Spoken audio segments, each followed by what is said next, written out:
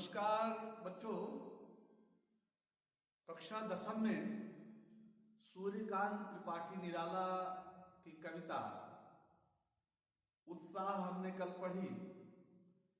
कवि परिचय सूर्यकांत त्रिपाठी निराला का भी पढ़ा और आज अट नहीं रही है, उनकी प्रसिद्ध कविता है अट नहीं रही है। और ये कविता उन्होंने फाल्गुन मास में अपूर्व सौंदर्य जो चारों तरफ विद्यमान रहता है उसी पर लिखी है। तो पहले मैं आदर्श वाचन करता हूं, तदुपरांत आप जब भी आप वीडियो खोलना तो गूढ़ शब्दों के बारे में जानने से पहले आप आदर्श वाचन कविता का जरूर करना। तो अट नहीं रही है कविता सूर्यकांत त्रिपाठी निराला की। अट नहीं रही है आभा फागुन की, तन सट नहीं रही है। अट नहीं रही है आभा फागुन की, तन सट नहीं रही है। कहीं सांस लेते हो, कहीं सांस लेते हो, घर घर भर देते हो। कहीं सांस लेते हो, घर घर भर देते हो। उड़ने को तुम नभ में पर पर कर देते हो। आंख हटाता हूं, हट नहीं रही है। आभा फागुन की, तन सट नहीं रही है। पत्तों से लदी डाल, पत्तों से लदी डाल, कहीं हरी कहीं लाल। पत्तों से लदी डाल, कहीं हरी कहीं लाल। कहीं पड़ी है उर में मंद गंध पुष्पमाल। पाट पाट शोभाश्री, पाट पाट शोभाश्री, पट नहीं रही है। आभा फागुन की, तन सट नहीं रही है। ये कविता का आदर्श वाचन था। इसके बाद मैं इस कविता की व्याख्या करने का प्रयास करूंगा। तो जैसे पहले 3 पंक्तियां हैं। अट नहीं रही है, अट नहीं रही है का मतलब हुआ आ नहीं पा रही है, यानी समाहित नहीं हो पा रही है। क्या क्या समाहित नहीं हो पा रही है? आभा, आभा यानी सौंदर्य। और सिर्फ सौंदर्य नहीं है, सौंदर्य में फाल्गुन मास के सौंदर्य में सिर्फ सौंदर्य ही नहीं होता, उसमें गंध भी होती है, सुगंध भी होती है और शीतल वायु भी होती है। शीतल मंद पवन, सौंदर्य चारों तरफ जो विद्यमान है फाल्गुन मास में, वो इतना अधिक हो गया है, इतना अपूर्व हो गया है, इतना अनन्य हो गया है कि अट नहीं रही है, अर्थात समाहित नहीं हो पा रही है। क्या? आभा यानी सौंदर्य, फाल्गुन मास का सौंदर्य चारों तरफ इतना अधिक है कि समाहित नहीं हो पा रहा है। तन सट नहीं रही है, तन में समाहित नहीं हो पा रहा है, इतना अधिक सौंदर्य चारों तरफ विद्यमान है। फिर कहते हैं कि कहीं सांस लेते हो। अभी देखिए, कहीं सांस लेते हो, घर घर भर देते हो, इसके 2 अर्थ हैं। कहीं सांस लेते हो,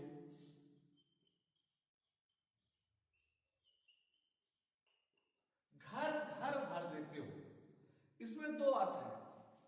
एक तो प्रकृति सांस लेती है, यानी जब हम श्वास लेते हैं तो श्वास छोड़ते भी हैं।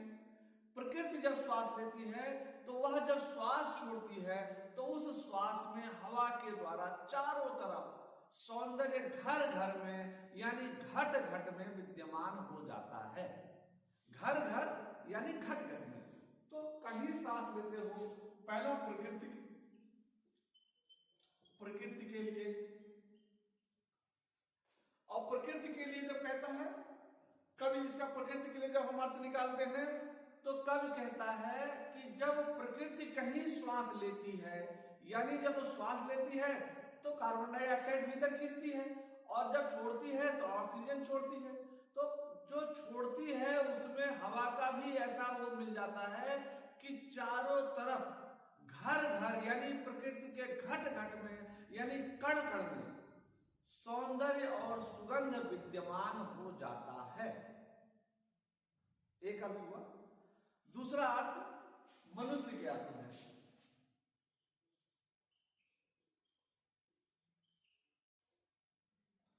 कहीं सांस लेते हो घर घर भर देते हो।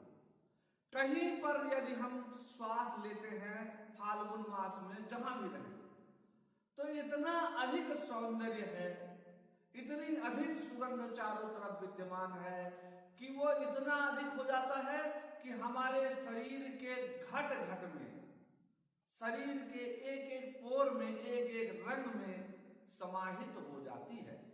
और ऐसे में क्या होता है कि मनुष्य को लगता है कि वह बहुत हल्का हो गया है, और इस प्रकार से लगता है कि उड़ने को तुम नभ में पर पर कर देते हो।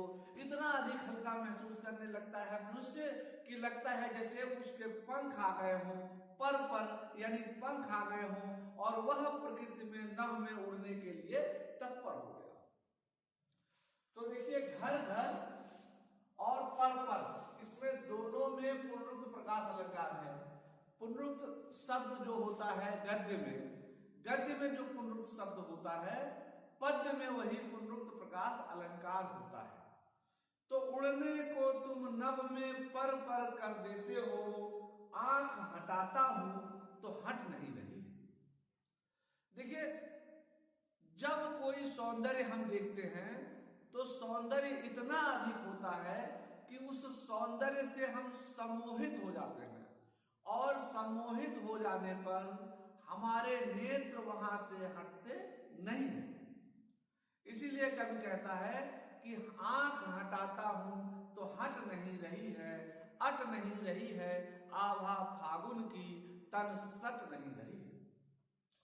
तो इसमें फाल्गुन मास में के महीने का मानवीकरण किया गया है, और कविता में पुनरुक्त शब्द की सुंदर छटा है, अनुप्रास अलंकार है, लयात्मकता है, गाया जा सकता है। इसमें लयात्मकता चारों तरफ विद्यमान है। इसी तरह से ये छंद है, पत्तों से लदी डाल कहीं हरी कहीं लाल। पत्तों से लदी डाल कहीं हरी कहीं लाल, कहीं पड़ी है उर में मंद गंध पुष्पमाल, पाट पाट शोभा श्री पट नहीं रही है, आभा फागुन की तन सट नहीं रही है। तो पत्तों से लदी डाल, इस फागुन मास में हरे हरे पत्तों से पूरी वृक्षों की डालियां लदी पड़ी हैं, और ये पत्ते कैसे हैं, कहीं हरे हैं तो कहीं लाल हैं, कहीं हरी कहीं लाल, कहीं हरे हैं तो कहीं लाल हैं, और कहीं पड़ी है उर। उर का मतलब हुआ हृदय। हृदय में मंद गंध पुष्पमाल, ऐसा लगता है कि जैसे हृदय में, प्रकृति के हृदय में मंद गंध पुष्प की माला, मंद मतलब हल्के हल्के, गंध मतलब सुगंध देने वाली फूलों की माला विद्यमान हो गई है। चारों तरफ प्रकृति में, पेड़ों में हरे और लाल पत्तों से प्रकृति, पेड़ इस प्रकार से लदे हुए हैं वृक्ष कि लगता है कि मंद सुगंध देने वाली फूलों की माला से वो लदे पड़े हैं। पाट पाट शोभा श्री पट नहीं रही है। इस प्रकार से प्रकृति में, कवि कहता है फाल्गुन मास में प्रकृति ने इस प्रकार से इतनी शोभा पाट दी है कि वह पट नहीं रही है, आभा फागुन की तन सट नहीं रही है। यहाँ पर फाल्गुन मास का बड़ा सुंदर वर्णन किया गया है प्रकृति का। मंद गंध पुष्पमाल को ऐसा लगता है कि जैसे कोई तबला बजा रहा हो, तबले बजाने का आभास हो रहा है, ध्वन्यात्मक सौंदर्य है, और कविता सरल है, सहज है, अलंकारिक भाषा का सुंदर प्रयोग है। इसके अलावा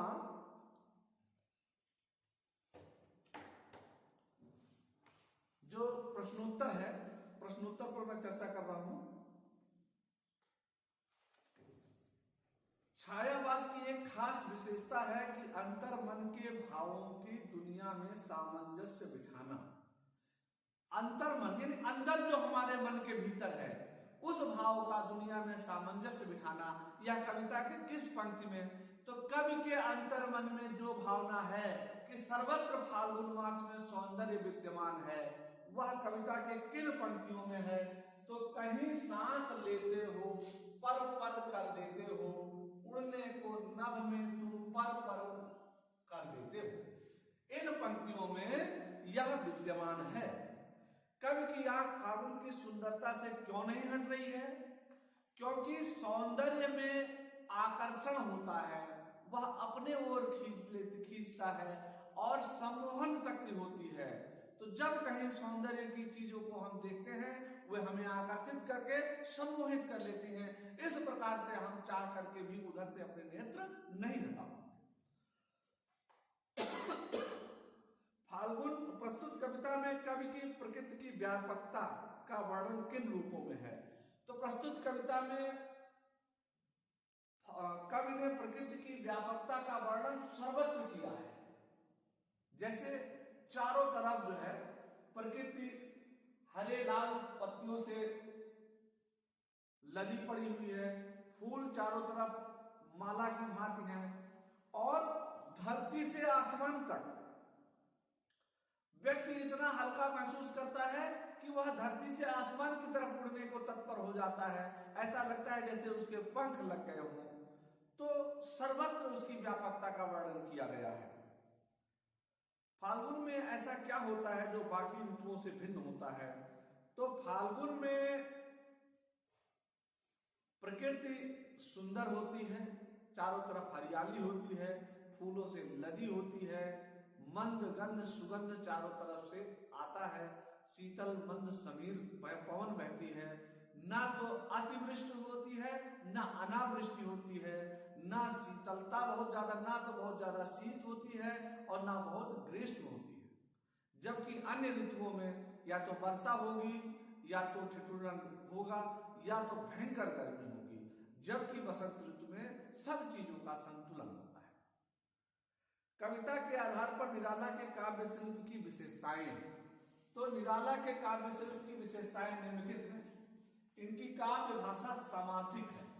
समासिक शब्दों का बड़ा सुंदर प्रयोग इन्होंने किया है और करते हैं, जैसे पाठ पाठ शोभाश्री, मंदगंध, और इसके पहले वाली कविता में जो थी वज्र छिपा, अश्वशक्ति, तो इस प्रकार से कई जगहों पर, इससे पहले जो कविता थी बादल राग उत्साह कविता, उसमें कवि कहता है कि बादल गरजो, घेर घेर घोर गगन, धारा धरो, ललित ललित काले घोराले, बाल कल्पना कैसे पाले, विद्युत छवि समासिक शब्द है, उर में कवि नव जीवन वाले, और विकल विकल उन्मन थे उन्मन। इस प्रकार से कविता में सर्वत्र संस्कृत निष्ठ शब्दों का बहुतायत में प्रयोग है, तत्सम शब्दों का बहुलता से प्रयोग है, लेकिन बहुत जगहों पर हमें ग्रामीण भाषा के शब्दों का भी सुंदर प्रयोग मिलता है। जैसे कठिन श्रृंखला बजा बजा कर, कठिन श्रृंखला बजा बजा कर, यहाँ पर शब्दों को उन्होंने ग्रामीण अंचल के और शब्दों को तोड़ा मरोड़ा भी है। इसके अलावा संगीतात्मकता भी है। कहीं सांस लेते हो घर घर भर देते हो, उड़ने को तुम नभ में तुम पर कर देते हो। कविता में मानवीकरण है, सर्वत्र मानवीकरण है। उड़ने को नभ में तुम पर कर देते हो। तो इस प्रकार से इनकी भाषा सरल है, सहज है, अलंकारिक है, रस का भी सुंदर प्रयोग है। कबीरदास जी प्रकृति, सूर्यकांत त्रिपाठी निराला प्रकृति के चितेरे भी थे और छायावाद के श्रेष्ठ कवि थे। छायावाद की रहस्यानुभूति इस कविता में, प्रकृति चित्रण इस कविता में बड़े सुंदर ढंग से है। तो आज के लिए इतना ही, शेष अगले वीडियो में। तब तक के लिए धन्यवाद।